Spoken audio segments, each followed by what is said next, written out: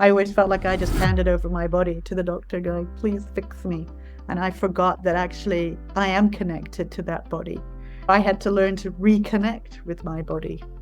I went through a space of hating my body and then realizing I want my body to reproduce. Hating it all the time isn't really going to help, is it? No wonder it's confused. And so I had to realize to, again, reconnect with my body in another way. And that was with working with all these different amazing therapists. So yeah, I brought everybody together, a space that the heart can feel healed, where you can breathe again, where you can feel heard, where you can feel understood. And also, I think the biggest thing is know you're not alone. We're all in this together, and we can all support each other. And the conversation of fertility or infertility, infertile, whatever it may be, the words that can be branded around can be understood more and used with more loving and kindness and understanding.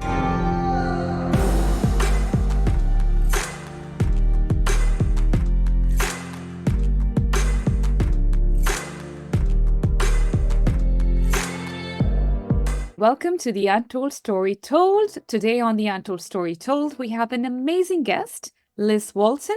Liz Walton is a dedicated advocate for holistic wellness with over 30 years of experience in health and wellness fields. Passionate about supporting others on their fertility journey, Liz founded the Australian Fertility Summit as a platform to bridge the gap between medical and complementary approaches to fertility.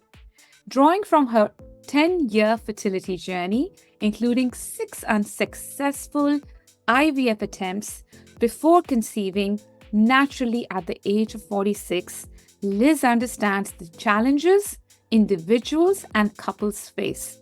The summit offers her the opportunity to bring together leading experts, resources, and support under one roof, eliminating the guesswork and providing comprehensive guidance to those navigating fertility challenges. As a guest on various podcasts and also on the Untold Story Told, Liz will share her insights, expertise, and personal journey that she went through, and inspiring listeners to embrace their authentic selves and finding their courage to their fertility journey. So, Liz Walton, welcome to the Untold Story Told. How are you today? Thank you so much. So lovely to be here. And thank you for sharing your wonderful space with me today. And I'm doing well. I'm in Canberra and it's very chilly today, but I am good. Thank you. That's good to hear. Liz, we are excited to have you on our show because it's all about empowerment, vulnerability, personal development. And when Callum and Connor got me acquainted with you, and I was like looking at all your amazing work, your journey, right? Everything that you've been through, I was like, this is connecting, right? This is the space where my listeners and my viewers, they want to hear stories that come from the deep down depths where we don't talk about these things that people don't normally bring in conversations, right? The untold stories within, right? And so just to get us started, what we'll do is, Liz, ask you the question that I really wanted to ask you, which is about your personal journey, right? We'll get straight into it. So your fertility journey, which is, and if you could share a bit about it, any emotional ups and downs that led to the creation of the Australian Fertility Summit, which we'll get into. Wonderful. Okay. If I just start, where to start? So I had a really wonderful upbringing. I was brought up overseas, lots of third world countries, the Middle East, South America, and Africa. And I had a great growing up period. It was really excellent. But there was one little thing that happened to me, which wasn't so healthy. And it was something that I pushed down because I didn't know how to deal with it. And then I ended up something that sort of grew in me. So what happened to me was experiencing sexual abuse. Okay. But as a child, we don't know how to speak about it. And we're never taught these things. There's no like map of how to deal with stuff. So I just pushed it down. So I know it might be so funny that I'm doing this, but this all comes into my fertility journey. So I pushed that down and do my best to run away with it in all sort of different ways I possibly could. And in my 20s, that did mean that my behavior was not very healthy. I'd go to the pub a lot. I'm from the UK. And I ended up having very toxic behavior, looking for love in all the wrong places, attracting people that maybe weren't always the best for me. But it was because I was in deep, dark pain. I was a lost little soul. I look back on it and yes, I did have fun, but it really wasn't very healthy for me. And so I went off traveling again to Africa, and that's where I met an Australian man and came here to Australia. So I didn't meet him till I was in my 30s, and we got married. I was 35, and then it was already, better have children. I'm already old. I'm already known as an older mother. So just also, in the ages of 25, that's when I starting off with massage and aromatherapy, and that took me off on that road of beginning to understand about the opportunities to heal, the opportunities to find healing within the self. And so that also a little road was coming off as well too, as part of my journey in life. So we got married, started to realize we needed to have a baby if we were going to have one, better get on with it quick. With that understanding of just happens, doesn't it? Just happens. Now, for me, unfortunately, I wasn't one of those people where it just happens, and it just didn't happen for a very long time. And then I made sure I referred to other fertility doctors and trying to find what the problem was. What's the issue? What's the key? Why is it not happening for me? And then doing everything in my power to get things right. I started to change how I ate, looking more after my health. Like there was things I knew, but it's one thing to know it and another thing to imbibe it in your body and then to really understand it, isn't it? We can hear the information, but it might not mean much to us. So this is where I would say the fertility journey is such a gift because it really allows us to sort out our stuff, so to speak. In the end, I ended up having 6 very unsuccessful IVFs, each an IVF. The first one wasn't so bad, but after that, the emotion and the stress would heighten. The self-talk would become worse. The feelings of less than, of not feeling very worthy would amplify. So it's like this, it becomes this massive weight that happens. And being able to see as well, the mirror, it's our own mirror, but being able to see everyone else having babies, everyone else pregnant, everyone else with prams. It's like they were always there before, but for some reason, now they are heightened, that whole part of being able to see what you have not. So it's interesting, that turmoil, that pain, and it's all an inner journey. After having all the tests, doing everything I could, and being told, well, there's no reason why you're not getting pregnant. I don't know. We just got to keep on. We just got to keep on. And that's when I started to realize, look, if I'm doing everything outside of myself and still nothing is changing, I've got to look somewhere else. I've got to turn the lights on inside. And so then became another journey of realizing, so what's there? And this is where I knew I'd had this thing that happened to me years ago. It happened over quite a while of time, but it was something that I was like, I'm okay. I'm okay. Yeah, it wasn't nice, but I'm okay. And this happens with a lot of my clients because I specialize a lot in unexplained infertility, where, yes, things happen in our past, but we grow up and we've dealt with them. But consciously, we're like, we're okay. I've moved on. I've sorted it out. But the unconscious mind is still reading, we're in trauma. There is still something wrong. And so it's best to, in a way, hold on tight.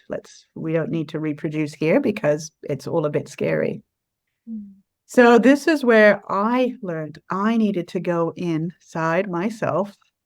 This is where I did a lot of work with all sorts of different practitioners. I went to workshops, and I also did a lot of studying and added a lot of different modalities to my kit bag, so to speak, because I didn't want to just know it. I really wanted to understand it from every fiber. What is wrong? Why can't I reproduce this? This doesn't make sense. And so this fertility journey offered me the opportunity to go back and to heal all of that pain, which I didn't think had affected me that much. But it had affected me in lots of different ways. And so it was, yeah, it was basically that opportunity to heal all of that pain. And then by pushing that pain down, it had affected me where I was suffering. I had some depression, I had anxiety, there was things I was doing that wasn't very healthy. So it allowed me to really look at all of this,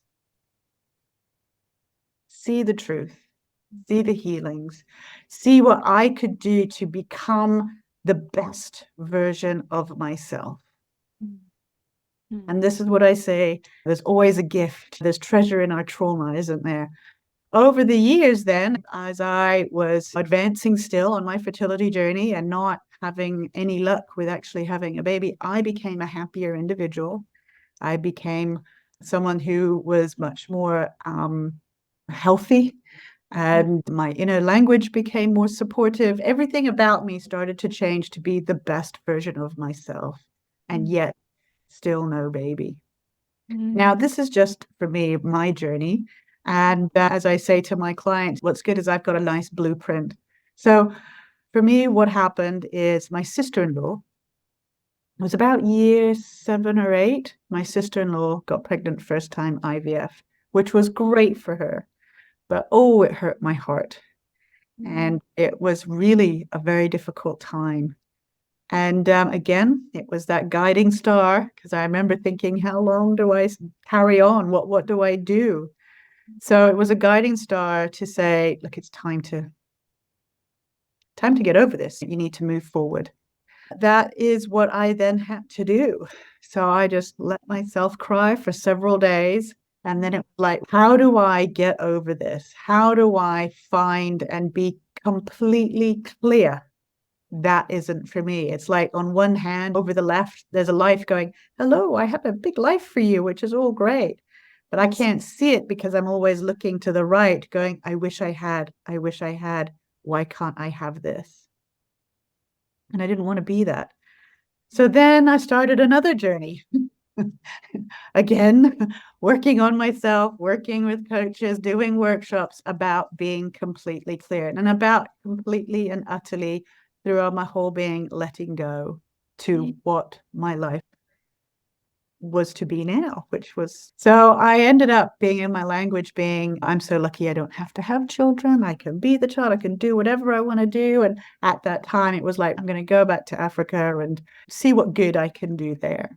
But what I realized when we allow life to take its wonderful path, when we're not trying to control it in every aspect, is life can unfold in a way as it should. And it did. So it wasn't straight away, but 3 years later. So my husband, I had a lot of anger towards my husband, and we were definitely arguing. There was things that were going on. And with letting go, it was like, oh, it doesn't matter now. So my husband and I reconnected. We started having fun. We started doing all those great things that couples can do when they're getting on. And it was really positive, it was really healthy, and it was really lovely. So then what happened, I was 45 and I was feeling dreadful. It was coming up to Christmas. And in the UK, a time when some people can go out and have a lot of fun. And I was realizing I was going out and I was feeling really bad. And I was just like, oh my goodness, it must be menopause. It's quick stuff, this menopause. And so I needed to go. I thought I needed some help, and I went to the doctors. And really, in the end, basically, she came giggling into the house, into the room that I was seeing her, and was, no, you're not got menopause.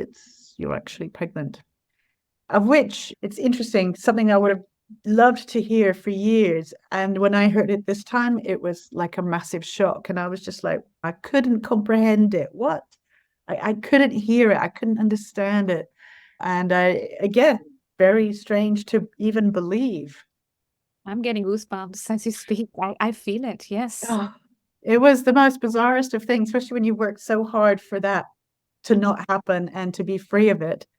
So yeah, so I was actually about 9 or 10 weeks pregnant, which I still couldn't believe at the time. Just going, well, I've just found out I'm pregnant and I need to do my 12 week scare. I was just reeling in this shock of just, now, is this right? I don't know. I just had all of this shock and trying to figure out, what do I believe now? What is the truth? Yeah.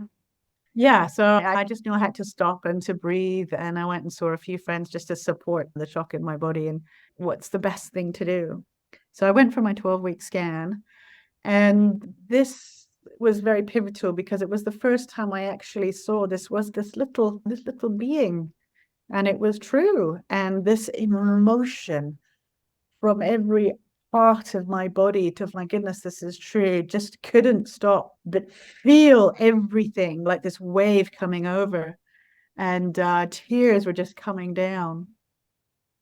And then I had another shock where within sort of 5-10 minutes, the doctor, they'd been looking, having a scan, just basically said, I'm sorry, but it's not looking good. I don't know if this little thing is viable. And then it was just like having a slap across the face, like, what? I'm only just beginning to realize that this may be real. I was told that this little beautiful thing in my belly had too much fluid on the back of her neck, and nuchal translucency was too large. And because of my age, which was 45 at the time,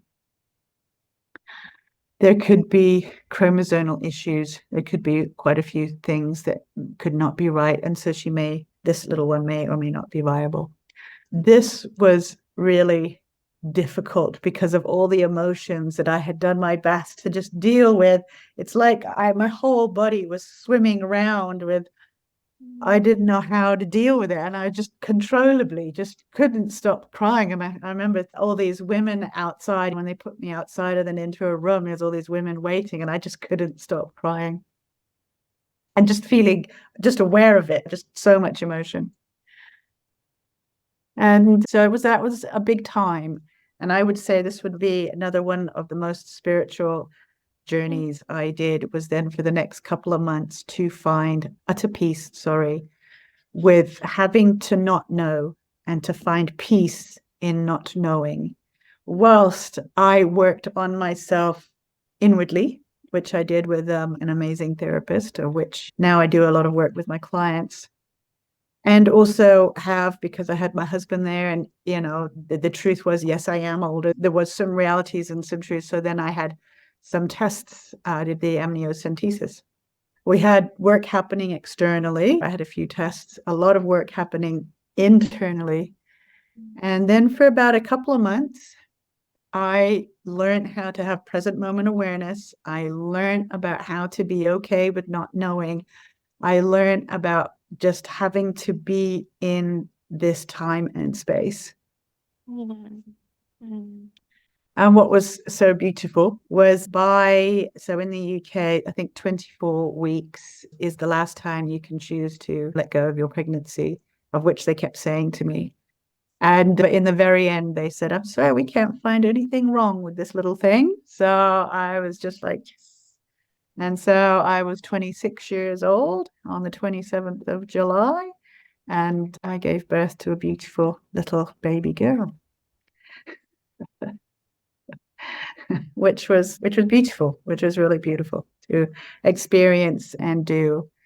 And so it was with that a beautiful friend of mine in the UK who is a business coach. She just said, with everything that you've done and with knowing, doing all the coaching and working with people before, she goes, I think this would be a really good area for you to work with. And I was a bit like, do you think so?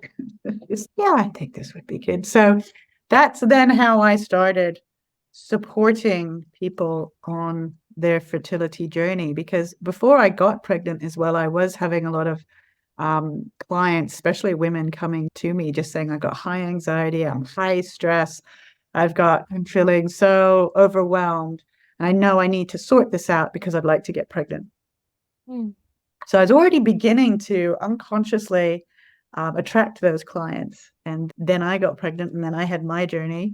And yeah, so that's what I do now, is really support people with that unexplained infertility. So when everything is when you're doing everything you can, and yet there still doesn't seem to be any like physical problems. So as I say, I look at the scars that don't show up under the microscope. I love that. I actually heard you say that on another podcast on the Ah, Unplugged. You actually said that to Colin Callum, and you said the scars that people don't talk about, the scars under the surface. And that is beautifully put. I love that journey. And I'll just speak about the energy I'm feeling right now. I love how your approach towards this journey is talking about fertility instead of calling it infertility. What I understood when I looked at these terms, fertility and infertility, for me, it's a lot about the emotions and the how we connect as holistic beings. And one to me spoke more than just the definition or meaning of fertility was you belong, you are amazing, you can create. And the other word, infertility, spoke to me like you are broken, you probably need fixing, and you do not belong. Listening to you talk about your journey and just calling it fertility made mm, feel firstly that you literally looked at as a journey of growth, even though you felt you went through hurdles, stops, stuck situations where you must be like literally, as they call it, in Chat Tarot, they call it the tower moment, or a mm, moment where we feel like there is no way out and I am completely shattered.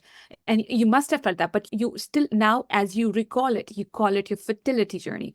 Now, what I'm trying to get at is how important it is to, when we are going through as women, through our processes where we feel all alone, not to hold ourselves in this place of either being broken or completely successful, like the fertility and fertility kind of boxes.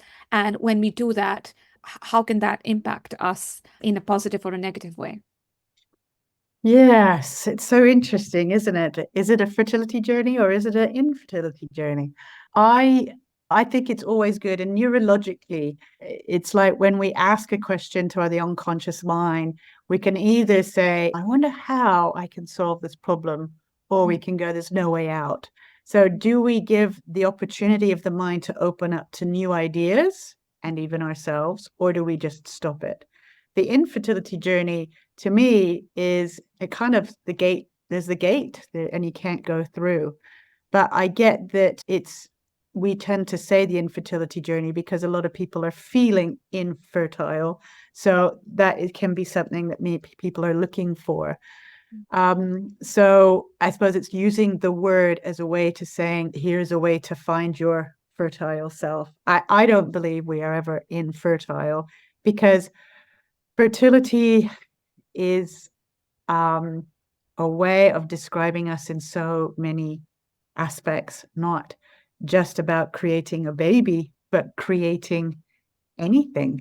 Like the ground is fertile, the soil is fertile, the trees are fertile, but we all will have a time, like in the winter, we have the autumn where, everything is ripening and falls off. But then there's a season and an era where it grows and it learns and it mulches and it's like that chrysalis, isn't it? And then we come into sprouting and growing again and becoming blooming and fertile. But we have to go through it all, don't we? We have to go through those seasons, whether it is outside physically in a season or inwardly, where there's a time where we have to step back and we have to learn and grow before we can come out and then share it. I feel that saying the fertility journey is really, in my mind, the best way of describing it, because we are growing every day. Every day there's a new being of who we are. Every day there's an opportunity to learn and to send new neurons in our mind and to create our neuroplasticity to learn a different way of doing something.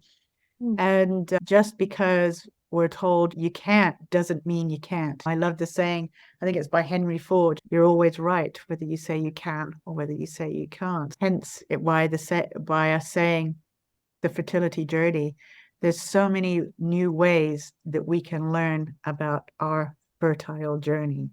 whether that is creating something we want or creating new life, creating a new project, whatever that is. We are such fertile beings because we have such creativity within us.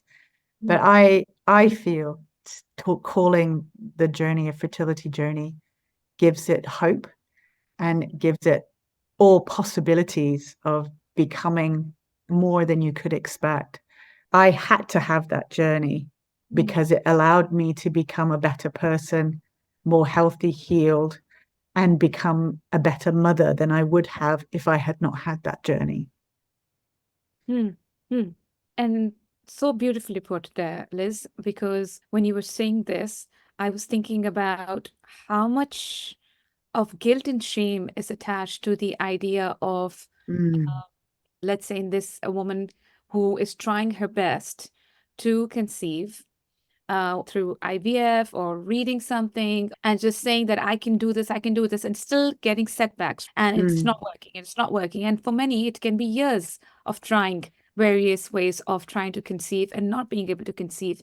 In it all, I feel that one can feel very isolated yeah, inside. As you yeah. said in your story, you said that you kept saying, I'm okay, I'm okay. What I'm trying to get at here, Liz, is that can that trying to just be this strong outside person that I'm okay, okay, reason behind why we don't tend to go deeper within ourselves to find the answers within as women, especially coming from that generation? Oh, big question. Yeah, I think at the end of the day, so the fertility journey gives us the opportunity to Mm, go within. So things will happen in our life for all of us. There will be a catalyst, whether it be health, for some it may be cancer. For us, for myself, it was fertility. Maybe it's other things. For some people I know who do amazing things, that they may have lost a limb. There will be something that has stopped us and taken the rug out from under our being, which mm, means we have to focus or question our whole way of being. mm, And this can open us to realize maybe I need to do life differently. If everything we've done consciously and unconsciously have brought us to where we are and we've got these outcomes, then there's an opportunity to live life differently.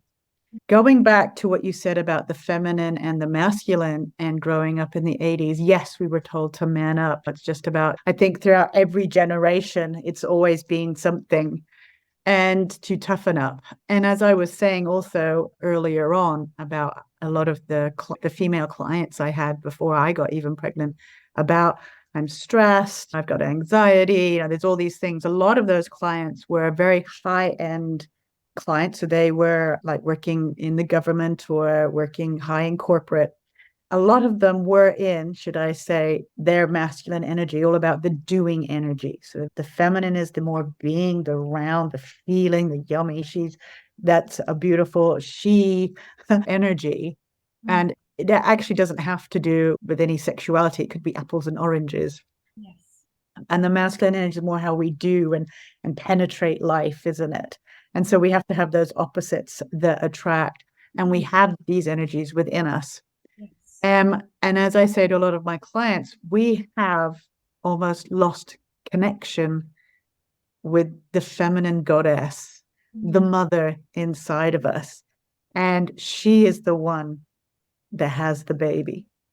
yes. Yeah. So we need to bring her back, Mm, reconnect, rewire, remember, and bring her back. mm, Because as you say, whether we were whether we were born in the 80s or 90s or whatever, those lines become blurry. mm, And so we have forgotten some of who we are. And this again is that beautiful gift of the journey, is we get to remember and we get to come back to her. And I think that's also can happen for our men, because male infertility as well mm, is massively on the rise worldwide. And for my husband, they couldn't find anything wrong with me. mm, My husband he had what was called anti-sperm antibodies. And that was the reason why we had to have IVF, and we had to have what's known as ICSI, intracellular, I've forgotten the rest.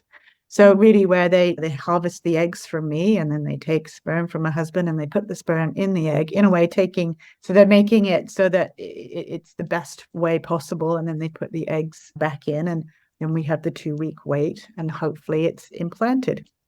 So because that still hadn't happened, again, that's what I wanted to look further on. But it can hit the man. When I say hit, it can affect the man just as much with who they are in their masculinity, and their ability to reproduce can be just as devastating and highly emotional. So you've got these two aspects, whether it be the man or the woman, both wanting to recreate and conceive, and it can affect both sides massively because it questions our identity. It questions who we are, and it questions that whole idea of what am I here for? And these are great big questions that we most usually don't think we have to be concerned with. So it is a huge one to face and then work through, because it can create such clarity and understanding, and I don't know, such an opportunity to really find out who we are in that aspect. I don't know if I've answered all of your questions, but yeah, when we look at all the different aspects of ourselves, it is an opportunity to come home to who we truly are.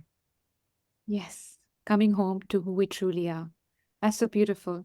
And I love how you explained with such openness about the process you and your husband went through, because I do feel there's lack of sharing of our stories with each other when it comes to telling the story of, let's say, fertility and infertility and all the things that surround it, right?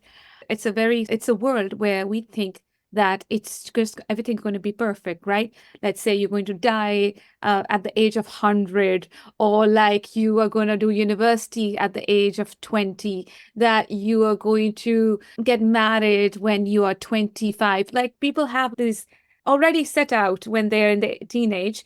Like I would have finished my university by then, I would have gotten married by then, I would have babies, Little House on the Prairie, all Disney movies telling us that it's gonna be like the lover and then babies, and you're gonna be like this amazing happily ever after, right?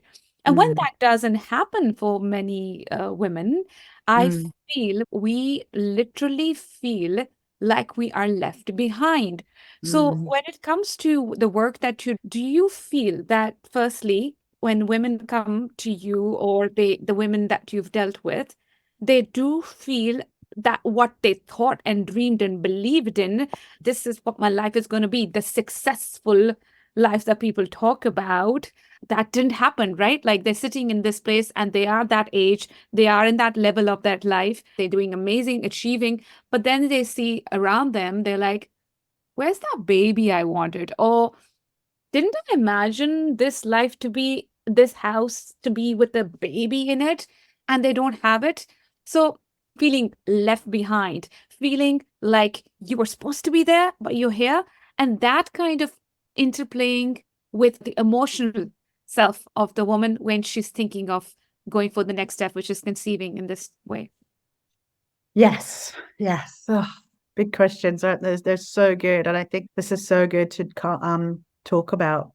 So I'll go back because I knew there was something that I hadn't talked about when you asked earlier about the shame and the guilt.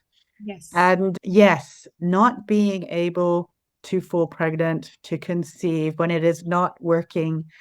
These emotions of shame, especially for a woman, shame and guilt and anger and sadness start to creep up within the being. And we're trying to put a top on it, trying to put on top of it, but it starts to really penetrate our thought process and can have a big impact on our inner language as well as we attack ourselves. Yeah, because it is Disney, it is the whole thing, once upon a time, and then they lived happily ever after. We are unconsciously given this information all the time. And Disney is changing, bless it.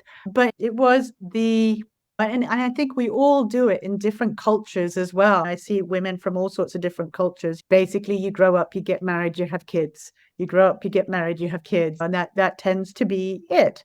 But when it doesn't go that way, then the feeling of shame because I'm not just letting me down, I'm letting maybe my partner down, my parents, the in-laws, the perception of my friends who are all having babies as well, and I am not. And then they're also language of, oh, when are you going to have a baby? Oh, and so that just starts to impact those feelings of feeling less than and shame and guilt and what's wrong with me? Why can't I? And you're right. Again, it's the unconscious training of this is how life should be. And I think, I think for all of us, things happen in life. And I think they're the big transitions in our lives where it allows us to rethink, to reevaluate what is important, what's really going on here, and how do I really want to live my life? So I think everything is an opportunity to see what really is valuable and what is true and ways of healing ourselves, because sometimes stuff happened in our past. Sometimes stuff happened maybe when we were older, and there's always the opportunity to heal. And so that's, I think, then another big doorway. Do people choose to go through that doorway, or do they choose to go, no, that's too much. I don't want to. I will continue living this, put the shutters on my emotions and my eyes and just continue. And that is such obviously a personal journey. But I think we are always given the opportunity to know that we can go deeper. I always say every 7 years, there's a lot of things can happen to us every 7 years. Usually it's around 7, around 14, around 21. And then towards the end of our 20s, there's all of these opportunities where life will suddenly create some shifts where we can decide or not to look deeper into supporting our soul, our being, our physical health and our mental health, and look at what's happening for us. Yeah, shame. And this is a lot of, again, why I chose to do the Fertility Summit, because it's just one area where it is growing a lot in numbers, and nationally and internationally, where people are having problems trying to reproduce. And so I think this gives a bigger indication of also what else is going on, because it's not just about finding the baby. I do feel that one of the biggest things we can do is find ourselves in this sort of world that we're going, because when we find ourselves, then this little being can find us too. Beautiful. Beautiful. And it reminds me of Gabriella Bernstein. Yeah. Her famous story when she first came on the Oprah show. That's where she first told her story about how she got into the spiritual self, and how having a baby was all a spiritual process for her, and nobody believed in her, and she didn't know how she would conceive. And she went through all these processes, and in the end, it was the self-belief and connecting with the baby that was not even there before the baby came. And it's a very amazing story if anybody wants to get into it. But like for me, that was the first opening to understanding that how spiritually we are connected to ourselves, and like with the words that we speak to ourselves speaks to every cell in our body, and how it's connected to the mind, and that, then that's where the action comes in. Because when I first went into spirituality, it was mostly just being in this little refuge place, like this is my happy place. And when I understand how it connects with the mind, I just wanted to know more and more about neuroplasticity, about how our behavior is all about our blueprint, and as the depth of who we are rather than who we are projecting ourselves to be, right? The projection, perception ideas. And this was like me not knowing about NLP back then. I have more awareness of NLP now. But what I'm trying to get at is, as a woman navigating my journey in life, I did understand that a lot of my issues were me just blaming and complaining and pointing at other people for the situations I'd been in. Yes, I had been through pain, yes, but what I did was I started doing a process where I would every day just release anything that I was still holding within my body, within my system, within my mind, body and soul, that from others that probably they have let go of, but I haven't let go of. And you talk about the process of letting go. And for me, it started as the concept of forgiveness, because that came more something that I could recognize growing up in a religion that talked about forgiveness a lot. And so once I started letting go of what I was carrying, which was making me heavy, I actually started opening doorways to understanding about who I really am, the woman within the woman. So what's this unexplained, and how important it is to have people who can tell you there is a way? Yes, I always think there's a way, and the answers are always within. So within the fertility world, it's just known as unexplained infertility, or that's what the doctors name it, unexplained infertility. They've looked, you're doing everything right. There's no medical or physical thing that's wrong. So yes, it's been coined as unexplained infertility. So when you've been trying everything and you've tried everything and it's still not working, I would say that's always when to look inside. So if I give you some examples from clients of mine that I've had where, again, they've been trying everything. So looking at fear is a big aspect. What are they fearful of? Where is the fear? So I've had clients where they've had alcoholic parents, maybe one or the other, or sometimes both. So they love their parents, but they don't want to be their parents. And there's a part of them that's also very angry at their parents. So by healing, that has created a lot of magic.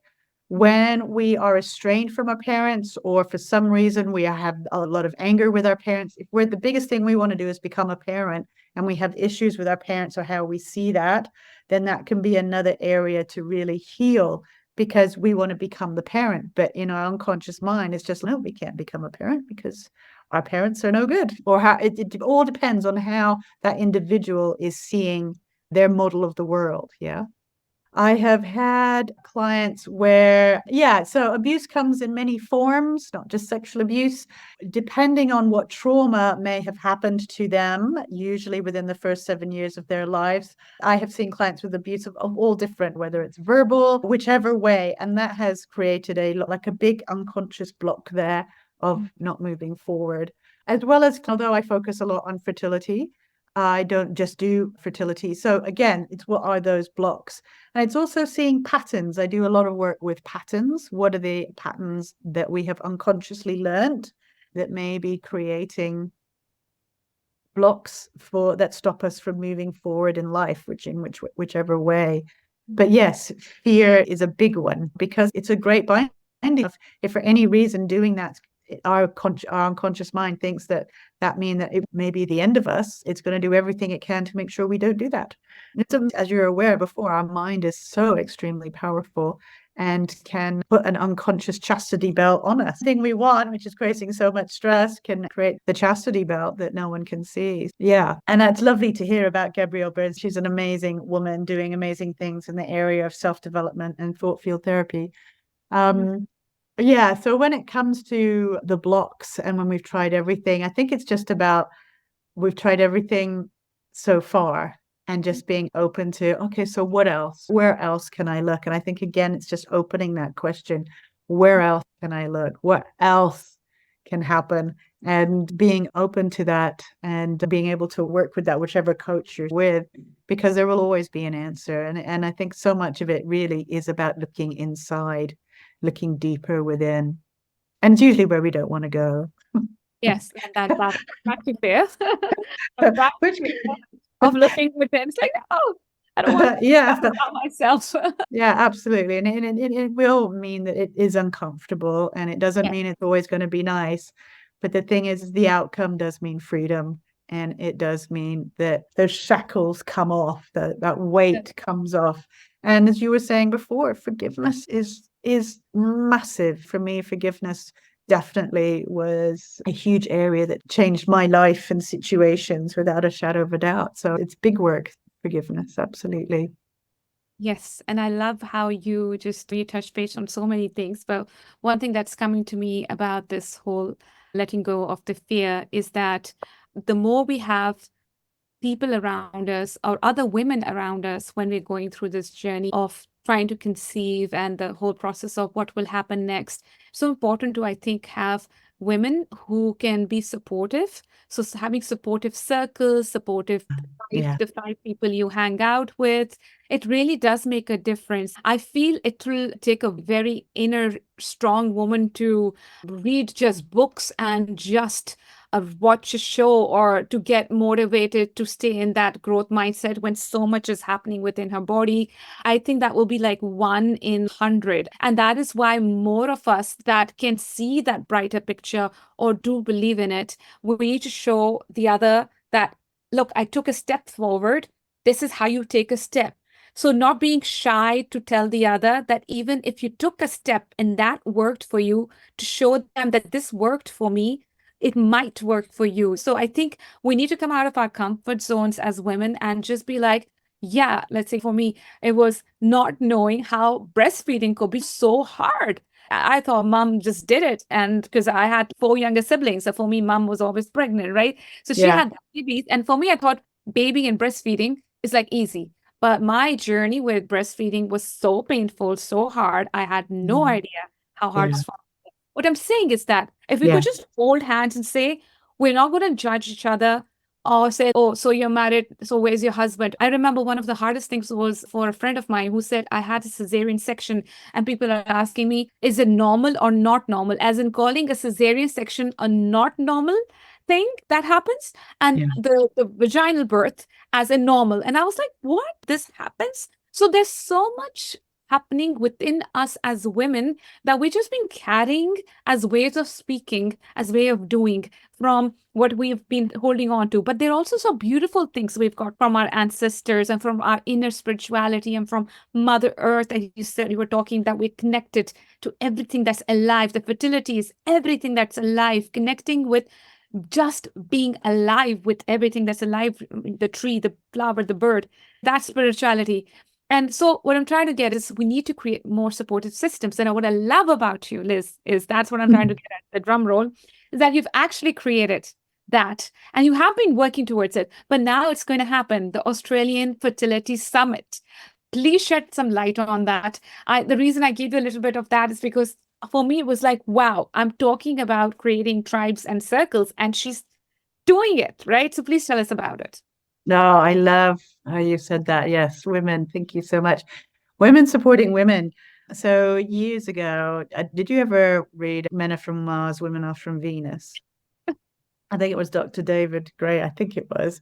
And what I loved listening to that, one of the things I learned, because I remember reading that in my 20s, trying to figure out life, was women are great at community. We're great at community, bringing them in, and we actively network. As men like to go away into their cave, but that was what I learned there. And so women are really wonderful at looking after each other and being able to support each other. And I believe in that. Generally, I believe in that. I think that we are great. And we, especially as we come into the modern day, I think it's really important because we can feel disconnected. And in our different journeys of life, and whether it be cancer and all these things, there will be a time where we do feel isolated.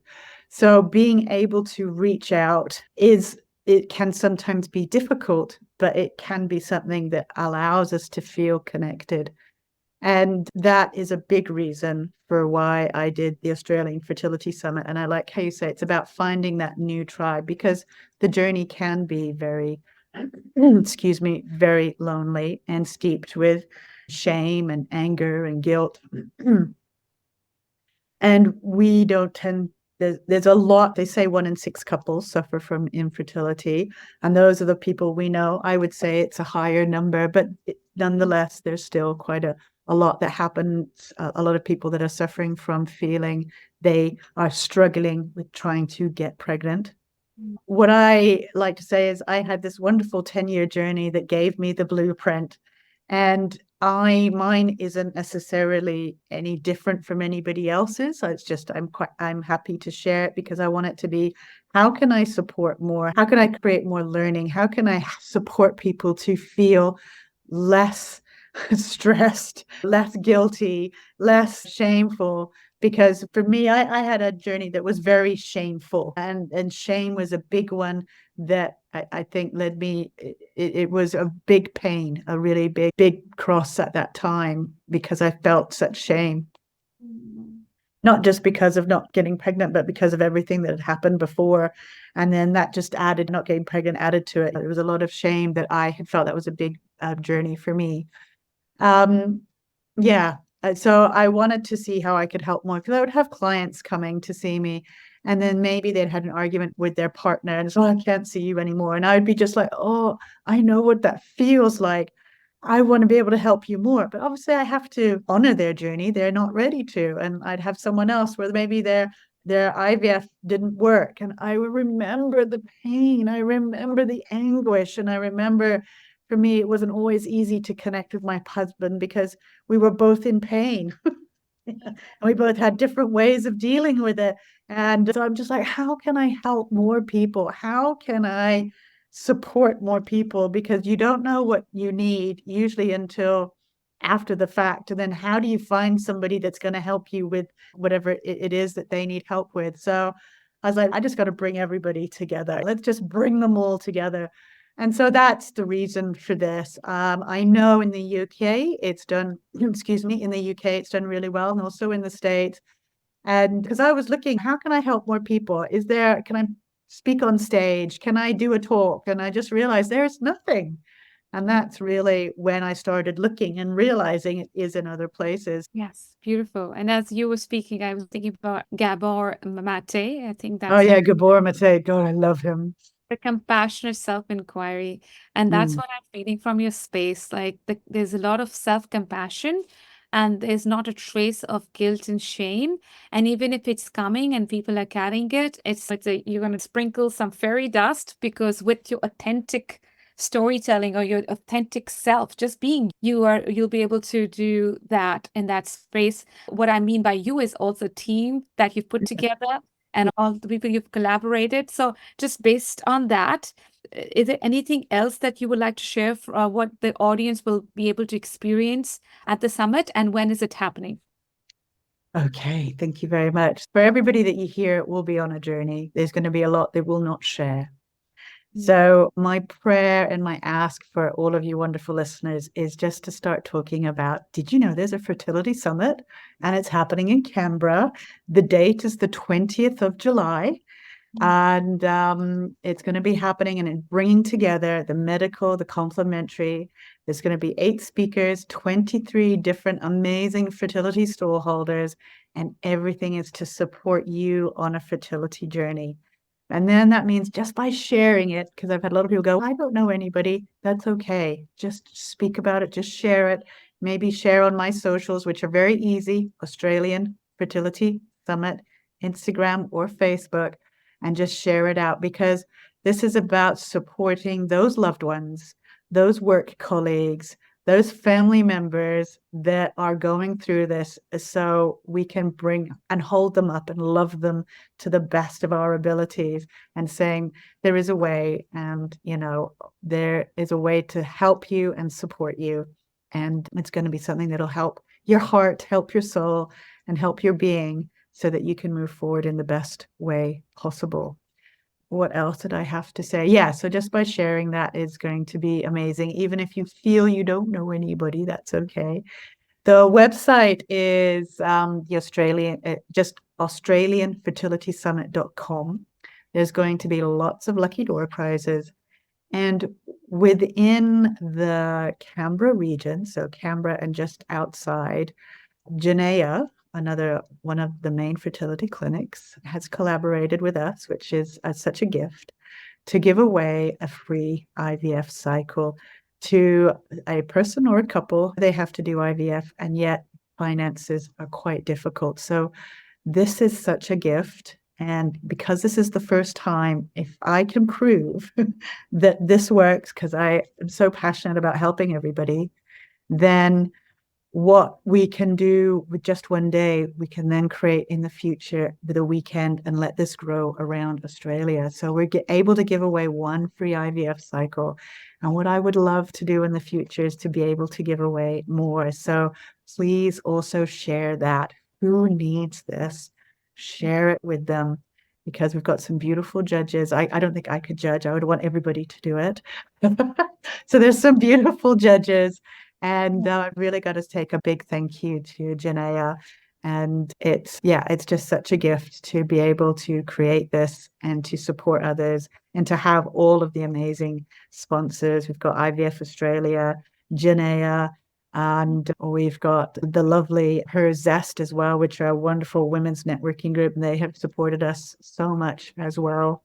So there's lots of amazing, beautiful. Yes, I heard about your MC, an amazing MC. Is it Shalini or? Yes, I'm sorry. I was there going, I feel that there's someone more. So I'm so glad you said that. Thank you very much. And oh gosh, this whole thing, it takes a village. I've been so lucky with everybody that I network with. There is an amazing woman. She's known as Sheila V. She was on the last 2 series of Big Miracles. And within that, she's been so amazing at sharing her life doing IVF and fertility. I don't know if I could have, and being very open and vulnerable there.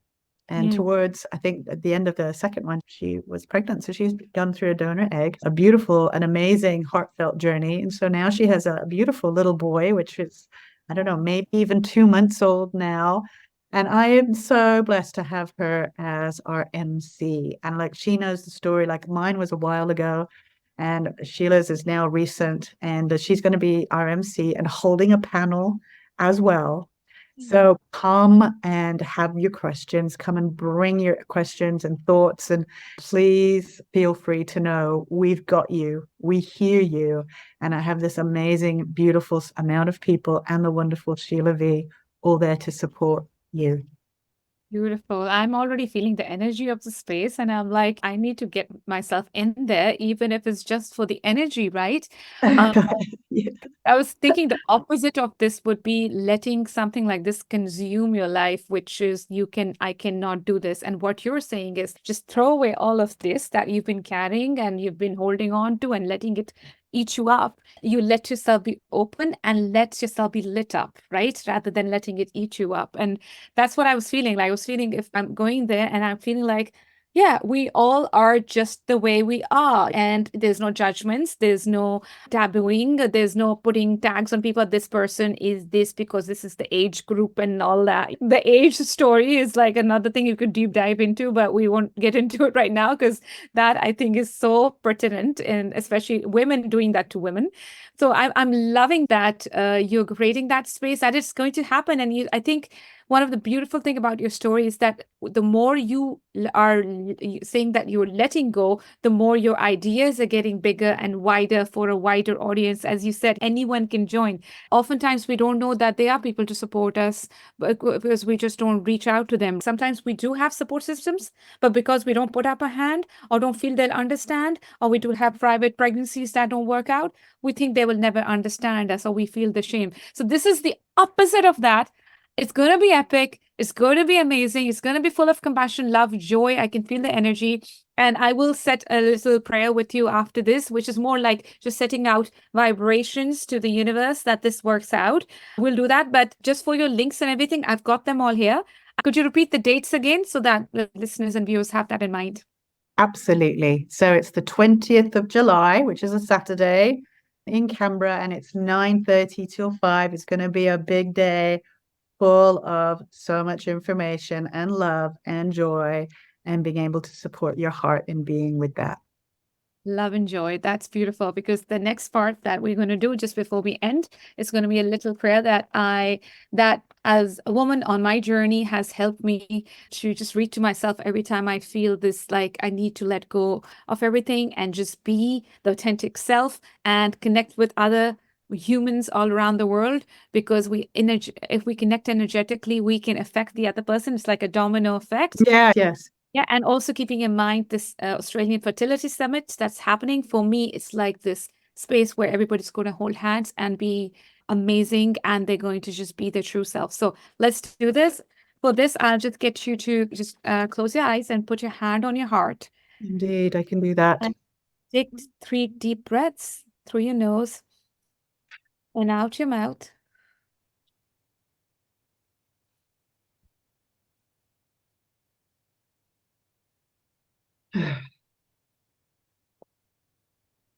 and listen to my words as I say them and feel them in every part of your body. Today, I'm brimming with energy and overflowing with joy. My body is healthy. My mind is brilliant. My soul is tranquil. I'm superior to negative thoughts and low actions. I have been given endless talents, which I begin to utilize today. A river of compassion washes away my anger and replaces it with love. I am guided in my every step by Spirit, Source, Universe, who leads me towards what I must know and do. So be it, so it is. It is done. It is done. It is done. It is done. And you're getting ready to be ready. It's going to be amazing. Thank you, Liz, joining us today, all the way from Canberra to Sydney to Canberra. This is going to be epic. It's coming up, Australian Fertility Summit. Don't forget to join. I'll send the links to everybody. If any other questions, they can DM you as well. Like they can message you once. Yes. The Yes. link. Absolutely. Absolutely. All right, then. Thank you, Liz, for your lovely storytelling and the time and energy that you spent with us today. Really grateful from the bottom of our hearts. Thank you too. So much love to you. Thank you.